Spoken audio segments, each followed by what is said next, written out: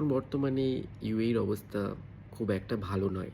এটা সবাই খবরের চ্যানেলে আবার সোশ্যাল মিডিয়াতে দেখতে পাচ্ছ। কিন্তু কিছু, কিছু জিনিস আছে যেগুলো হয়তো সত্যি নয়। কারণ আজকালকার দিনে খবরের চ্যানেল বলো আর সোশ্যাল মিডিয়া বলো, তারা তাদের নিজেদের টিআরপি বা ভিউজের জন্য বানিয়ে, বানিয়ে অনেক গুজব কথা ছড়াচ্ছে। আর সেই সব গুজব কথা দেখে আমাদের আ পরিবারের লোক, আমাদের বন্ধু-বান্ধব সবাই আমাদেরকে কল করছে, মেসেজ করছে, উম আর তারা চিন্তায় পড়ে যাচ্ছে।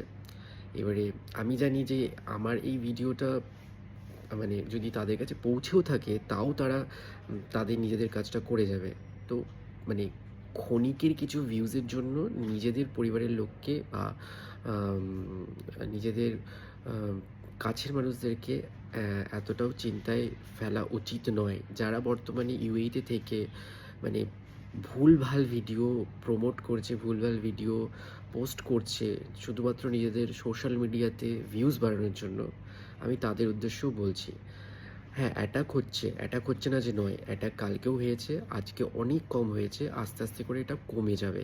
কিন্তু আপনিও ভালো আছেন, আমরাও ভালো আছি। আর যথেষ্ট পরিমাণে চেষ্টা করছে যে বিষয়টাকে কন্ট্রোলে আনার। আর আমি যতটা দেখছি যে সবাই নিয়মিত কাজে যাচ্ছে, সবাই বাইরে বেরোচ্ছে, সবাই সবার কাজ করছে।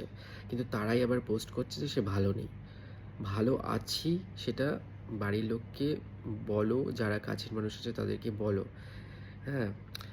কারণ এখন পরিস্থিতি যেরকম আছে তাতে বাড়ির লোক চিন্তা করবেই। তো আর আমি এটাও বলবো যে আপনাদের যদি কেউ মানে ইউএইতে এখন বর্তমানে থেকে থাকে, তাদেরকে ডিরেক্টলি ফোন করে জিজ্ঞেস করুন যে তারা কেমন আছে। কোনো রকম উল্টোপাল্টা ভিডিও দেখে বা খবরের চ্যানেলে খবর শুনে চিন্তা করে লাভ নেই।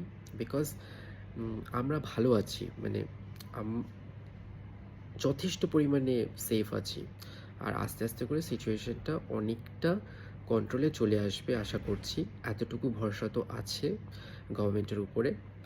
আর এটাই বলার ছিল। আর বেশি চিন্তা করারও কোনো দরকার নেই।